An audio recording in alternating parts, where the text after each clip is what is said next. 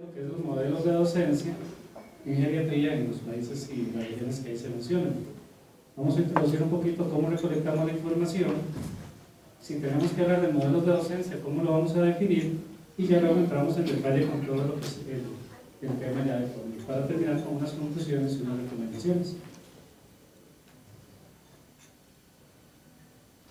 Básicamente la metodología viene dada por revisar por las diferentes bases de datos con vocablos de geriatría, lo que es educación y modelos pedagógicos, y enfocarnos en los temas que hablaban justamente de la región centroamericana, Caribe y México. Además también consultamos y nos pusimos en contacto tanto telefónico como por correo electrónico con diferentes geriatras y universidades que dan de geriatría en las diferentes zonas de estas que estamos mencionando, en vista de la poca información que existía.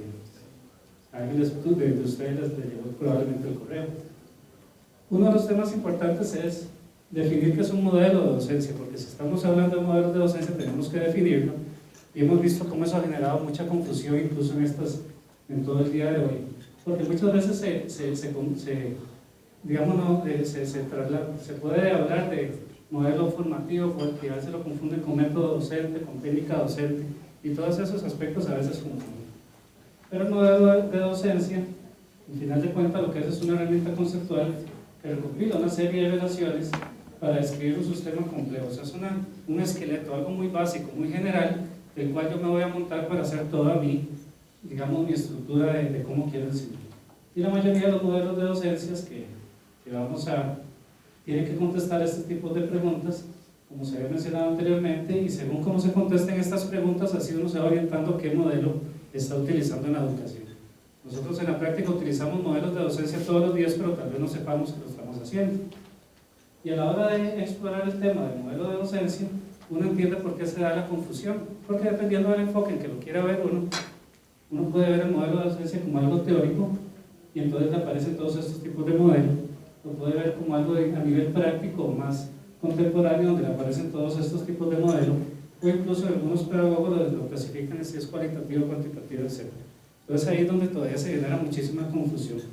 Nosotros, para tratar de aterrizar un poco la información, vamos a aplicar vamos a hablar de estos tipos de modelos de docencia. Básicamente en el Caribe, vamos a hablar principalmente solo de los países del Caribe, no hablamos de las dependencias, y solo Cuba y República Dominicana tienen programas de pregrado y posgrado en geriatría. A nivel de Centroamérica, lo que es Costa Rica y Panamá tienen educación en pregrado y posgrado. Nicaragua, Honduras, El Salvador solo en pregrado en geriatría. Guatemala y Belice no tienen ningún tipo de educación en geriatría.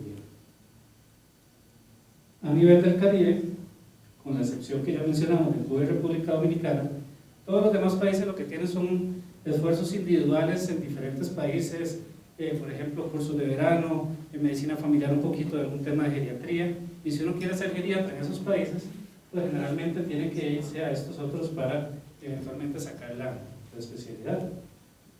Esos son ejemplos básicamente de situaciones o cosas que hacen en estos países del Caribe, que vemos que no son estrictamente geriatría, sino son temas de geriatría, pero no tan complejos como lo que es un pregrado y un posgrado. Hablando ya de lo que es el pregrado y posgrado en los países, vamos a empezar con Centroamérica y con el Caribe primero y luego México, pues vamos a enfocarnos en la parte del pregrado primero, donde vamos a tener, aquí hablando de nuevo Centroamérica y el Caribe, como todos estos países que están acá tienen pregrado en geriatría: Costa Rica, Panamá, República Dominicana, Honduras, El Salvador y Nicaragua. Básicamente aquí está la información para que después la puedan eventualmente revisar, y la metodología que se utiliza son clases magistrales principalmente con una metodología de aprendizaje que es basado en casos o basado en problemas o a veces en competencias. Y el modelo de docencia, que es el tema que se utiliza en esta región, la mayoría es un modelo academicista, un poco de cognitivismo y un poco de constructivismo, que se ha mencionado acá, y también con un enfoque humanista. Y eso es importante mencionar, porque uno se pregunta, bueno, ¿cómo que en geriatría tantos modelos para explicar geriatría? Es que geriatría realmente es muy difícil hacer geriatría con solo un modelo de docencia, se ocupa combinar muchos, pero vemos cómo se repite. A nivel de posgrado son solo 4 los que tienen posgrado: Costa Rica, Panamá, Cuba y República Dominicana, donde la forma en que se da la materia es por medio magistral, y rotaciones. En estos primeros 3 países las clases las realizan geriatras y rotan en servicios de geriatría, y la forma de evaluar es muy similar, con exámenes, notas de rotación y eventualmente un trabajo final. De nuevo, los países que tienen el posgrado en geriatría, igual la metodología es muy parecida a la de pregrado, sin embargo, se empieza a dejar más lo académico y empezamos a usar más la práctica. O sea, ya el residente no tiene que aprenderse de memoria la teoría, sino que tiene que atender casos propios en el salón, se aprenden en la práctica. Entonces vemos como, si bien los modelos son los mismos, la prioridad o el orden en que se llevan es diferente. Vamos a seguir con la parte mexicana.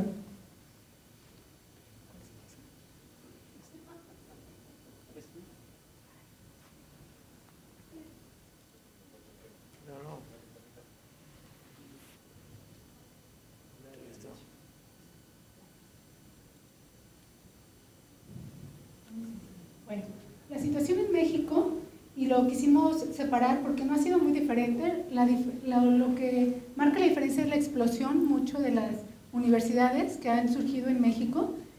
Se conocen algunos datos del primer diagnóstico, por ejemplo, de la enseñanza geriátrica en pregrado en México en el 98, donde se veía por estas 2 organizaciones que desde las 60 escuelas de pregrado solo 8 ofrecían contenidos geriátricos. Actualmente en México existen 103 escuelas o facultades de medicina, predominan las públicas y se dice que todos los estados en México tienen al menos una escuela de medicina. El 80% contiene créditos en geriatría dentro de su plan de estudios, pero sí se marca la escasez de profesores especialistas en geriatría. Aquí vemos con estos datos que pues dicta una encuesta, o más que nada un examen que se hace para aspirar al posgrado, como en el ENART la gran explosión de las escuelas de medicina ha sido en los últimos 5 años abismal. En este modelo de pregrado seleccionamos los 10 primeros lugares en el ranking de las mejores escuelas de medicina en México e hicimos esta comparación de acuerdo al número de créditos en geriatría que tienen. Incluso lo habíamos comparado con los créditos en pediatría y es evidente la cantidad de créditos, la diferencia de créditos de pediatría versus geriatría, casi 3 veces más. El modelo de docencia, como se ha señalado, es particularmente en pregrado academicista, cognitivismo y constructivista. Y sí, en los primeros años sobresalen las clases magistrales para las ciencias básicas y en los últimos semestres la parte humanística y socioconstructivista de la enseñanza.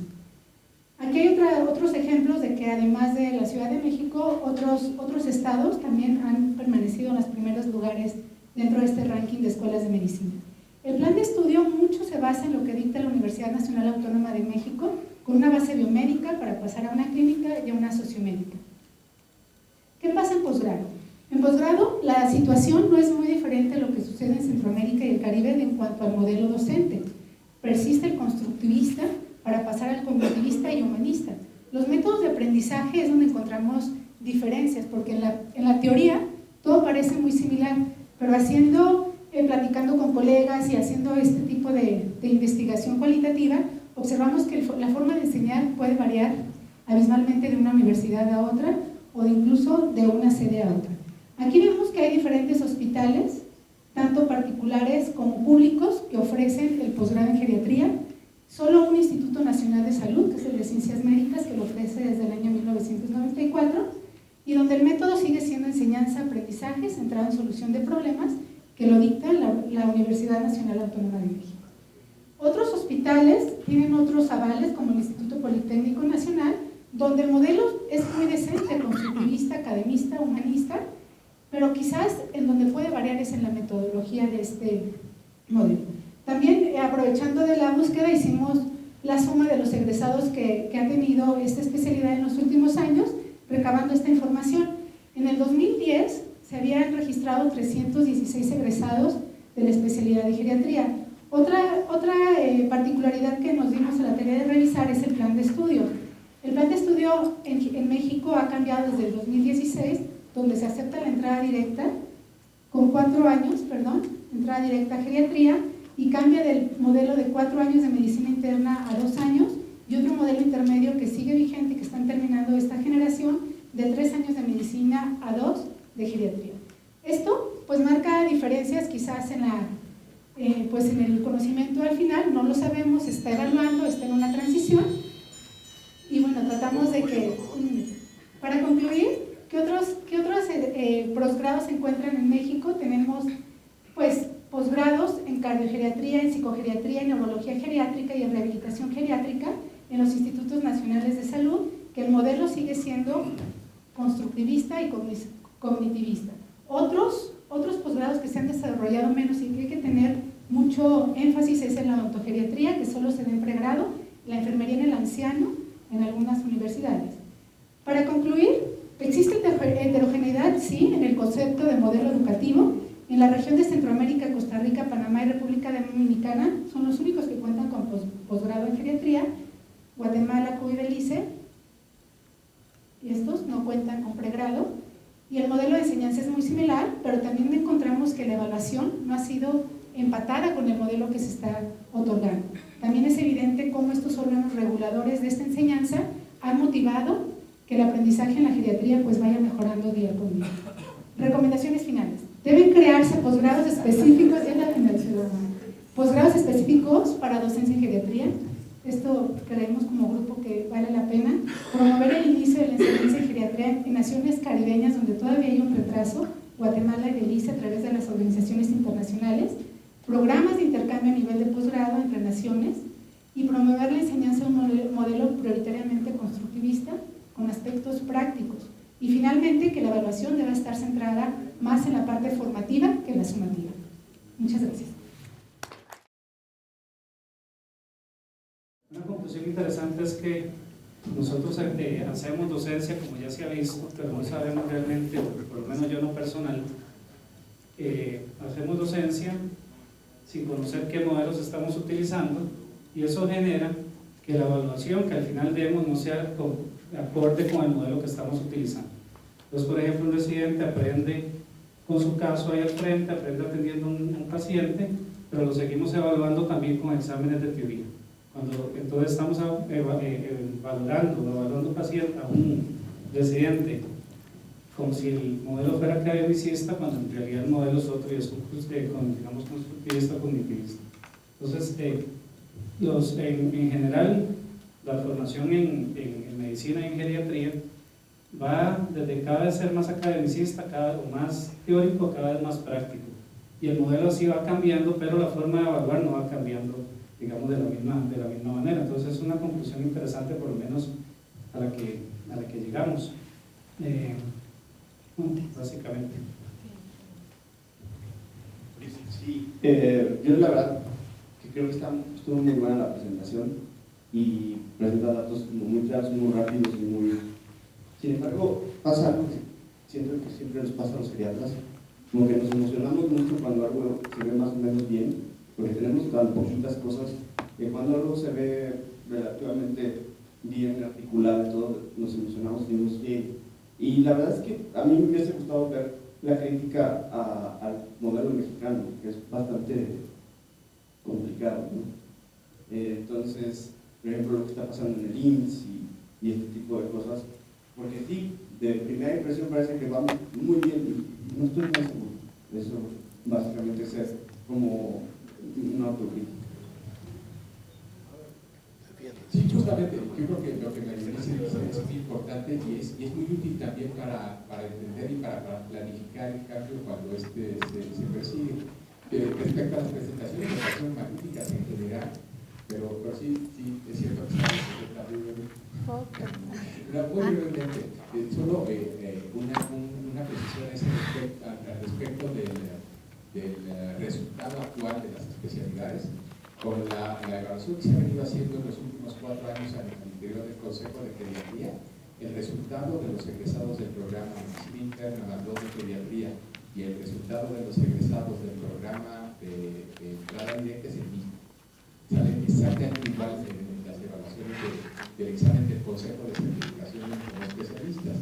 Entonces eso, el examen tiene sus bemoles, pero es igual para unos y para otros, desde experiencia y actualidad. Y las dificultades tienen que ver con el problema de cómo impulsar el desarrollo de la especialidad cuando no hay un desarrollo a la par de los servicios especializados de que esta se pueda llevar a cabo, porque pues que primero el huevo la gallina, que quisiéramos que fuera primero que existiera toda la infraestructura y que existieran los espacios clínicos apropiados para desarrollar la especialidad, pero si no hay especialistas, ¿quién desarrolla esos espacios? Y ahí es donde hemos tropezado con las mayores dificultades desde que iniciamos en nutrición hace 30 años. Hace como 50. Para crear el servicio primero y después poder hacer el servicio. Y lo que pasa es que en el Seguro Social, la administración pública toma la decisión, ahí están un centenar de becas para nuevos especialistas, ahí hay profesores, hay geriatras ya contratados en esas unidades, pues se convierten en profesores, porque yo lo digo, y pues les dicen, no, ¿sabes qué? No, hasta que no haya un servicio, o aprovechan la oportunidad y lo impulsan. Pues aprovechamos la oportunidad y lo impulsamos. ¿Y cuál fue el resultado? Que logramos en ese espacio de 4 años cuadruplicar el número de egresados de pediatría. ¿Con los mejores estándares y las mejores condiciones? No, definitivamente no. Pero dadas las circunstancias en que se da y todas las variables que se tienen que conciliar de la administración pública, de la administración universitaria, de los gremios y de la disposición de los potenciales candidatos, es muy difícil poner a todos de acuerdo.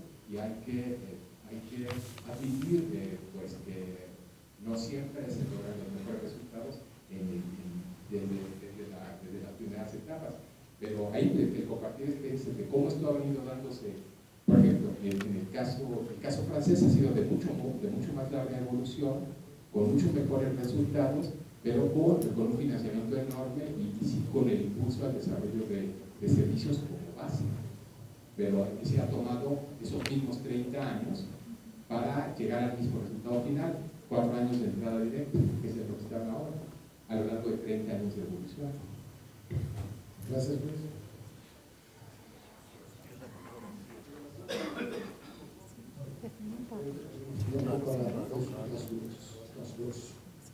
A mí me gustaría preguntar, porque 500 y resto de geriatras formados, o sea, son un pocotón de gente, pero para un país como ustedes eso es nada. Así es. Eso es nada. Yo les preguntaría a ustedes, ¿a dónde están sus geriatras?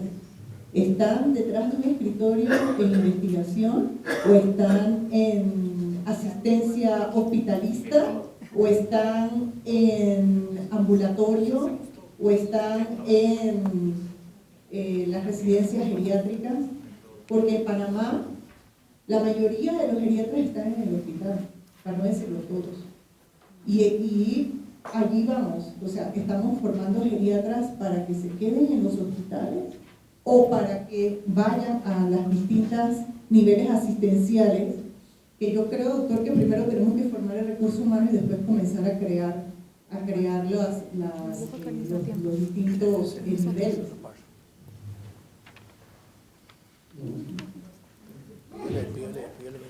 ¿No quiere responder los dos? Ah, bueno, ok. Preguntes cuando yo no tengo más tiempo. Va a preguntar, Por favor. ¿Sí? A ver. Bueno, Pues, es una pregunta muy puntual también para lo de la propuesta esta del modelo mexicano. Tiene estos cursos de especialización para geriatras. El de rehabilitación geriátrica es para geriatras oficiales. Y luego el campo de acción, entonces, puntualmente de ese grupo de geriatras con extra especialidad, para conocer un poquito. Y la otra pregunta es en relación a, ahorita que tienen entrada directa, en los años o los temas de medicina interna, ¿quiénes son los docentes de sus residentes? Bueno, voy a tratar también de ser breve porque es México y creo que hay una representatividad muy fuerte en esta reunión de México, entonces no me dejarán mentir. Definitivamente no centramos los problemas tanto en México porque no queríamos que la discusión fuera solo México, sino que fuera de la región. Por eso no hablamos tanto de la problemática y específicamente de cómo se están diseñando los programas actuales. Pero ya el doctor Gutiérrez hizo respuesta a esto. ¿Dónde están los geriatras? Están en docencia, están en investigación, están en asistencia, están en cuidados prolongados. Como usted bien lo menciona, todavía se requerirían quizás 9 veces más geriatras para cubrir las necesidades de este país. Entonces, afortunadamente se están creando plazas para geriatras, todavía no podemos decir que son suficientes y creemos que tenemos que trabajar en el mismo nivel, la formación contra la generación de trabajos y mucha comunicación con las instituciones gubernamentales, porque si trabajamos solo la docencia y se quedan sin trabajo, pues tampoco vamos a solucionar nada. La rehabilitación, la cardiología, la neurología son programas que están hechos para ambas especialidades, para los neurólogos o geriatras, para los cardiólogos o geriatras y rehabilitadores o geriatras. Es un posgrado que ante tanta competitividad de alta especialidad ha tenido mucho éxito, al menos en el país. Entonces, mientras haya soporte económico, esto quiere decir financiamiento para llevar a cabo esos programas, va a seguir siendo muy atractivo para los alumnos. Gracias. Vamos a